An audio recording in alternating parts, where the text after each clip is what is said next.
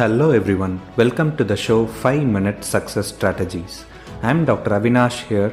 I share my insights and strategies for personal growth that I have learned and practiced over the years from world-class mentors, books and online forums. Keep listening and stay motivated. Hello everyone, welcome to Health Week number 1, episode number 4.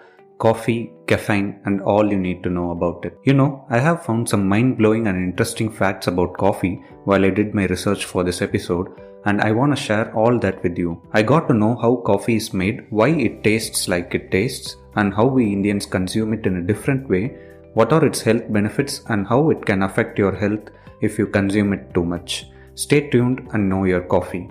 If you had your morning cup of coffee today, you are among the 1 billion people who consume coffee every single day. Coffee beans is not grown as beans, but it's actually a cherry plant, coffee cherry, inside which the seed is the coffee bean. It is not actually a bean, it is a seed. I never knew this until now. I thought it used to grow as a bean. That's a surprise. There are two major varieties of coffee cherry you can get. Arabica, as the name suggests, it was first used in Middle Eastern countries and Europe. The other is Robusta. Arabica is costly, the plant is more delicate, it tastes less bitter, somewhat sweeter aroma is present in the seeds. The other variety is Robusta. This one tastes more bitter and less sweet. There are two methods of delivering the seeds. That's the coffee beans out of the cherry. One is natural method, that is the farmers leave the cherry to rot in the sun, and by fermentation process the pulp disappears in 2 to 3 weeks and the beans are separated out. This leaves a sweet and savory taste and oily texture to the beans because of the fermentation process by the bacteria in the pulp. The other method is to wash the pulp off the cherry as soon as it is plucked from the plant and allow the seeds to dry in sun.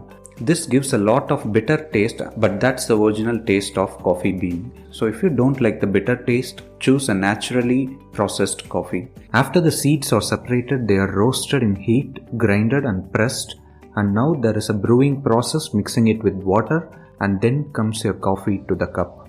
The discovery of coffee and its evolutionary history is quite interesting. It happened in the 15th century. There was a shepherd in Ethiopia. One day he observed his goats went crazy, jumping and roaming here and there after consuming cherries from a plant in the mountains. So this shepherd gathered some of the cherries and plucked out the seeds from it and had a bite.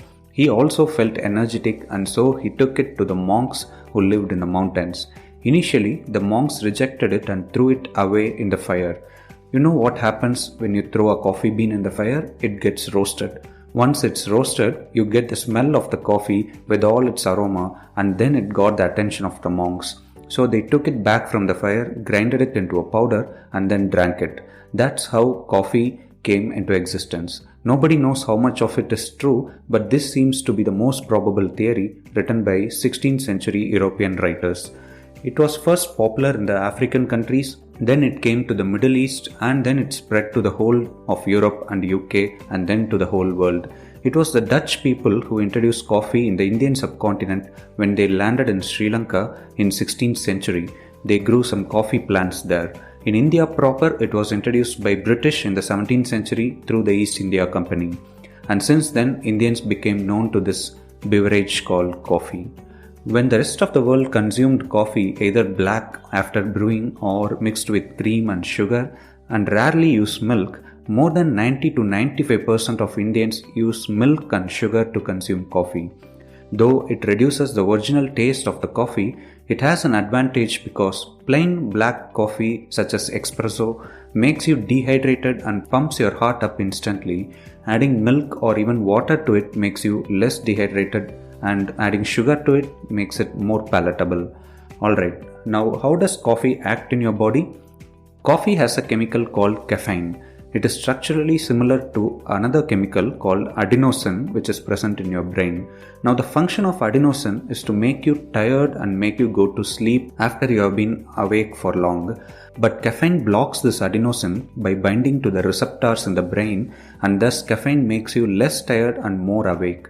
After the caffeine effect goes off from there, the rebound effect of adenosine takes place, which makes you more sleepy after a few hours of coffee. Caffeine has a half-life of 6 to 8 hours, so even after 8 hours, half the caffeine is still present in your body, so it's advisable not to have your evening cup of coffee if you want to sleep better. For other ways to sleep better, please find some time to listen to my previous episode right before this one. Apart from caffeine, there are many more chemicals in the coffee, especially polyphenols and antioxidants, which have immense health benefits. You might have heard about decaffeinated coffee, that's decaf. It's essentially coffee without caffeine, but it has all other chemicals which still gives you the health benefits. So if you like decaf, it's also healthy. Various studies have been done on coffee's anti-cancer effects. They have found that women who drink coffee have decreased risk of breast cancer, and also there is decreased risk of liver cancer in both men and women. Coffee reduces the risk of Parkinson's disease and Alzheimer's disease, and it's shown to decrease certain amount of heart-related diseases. It also reduces your insulin resistance and makes you less prone to diabetes mellitus. It also contains some healthy fiber and it's good for your gut bacteria. The recommended dose is not more than 300 mg of caffeine per day. Each full strong cup of coffee contains 80 mg of caffeine, which means you can have 3 cups per day. 1 or 2 cups is more than enough to experience its benefits. If you consume a lot of coffee, more than 4 or 5 cups a day, it will raise your cortisol levels, makes you anxious, irritable, may cause gastritis and also sleep disturbances and some bowel disturbances. If you consume it in later part of the day or at night, then the long-term side effects associated with it are insomnia, that is sleeplessness. So keep your coffee under limit and experience all the benefits given by it. My personal recommendation is that every one of you should try out various brands of coffee, read the labels before buying them and find out which one you like and have at least 1 cup of coffee every morning. Thank you so much for listening. I hope you enjoyed today's episode. I am so grateful to join you on this journey of personal growth. Subscribe for new episodes. Until next time, this is Dr. Avinash and you are listening to 5 Minute Success Strategies.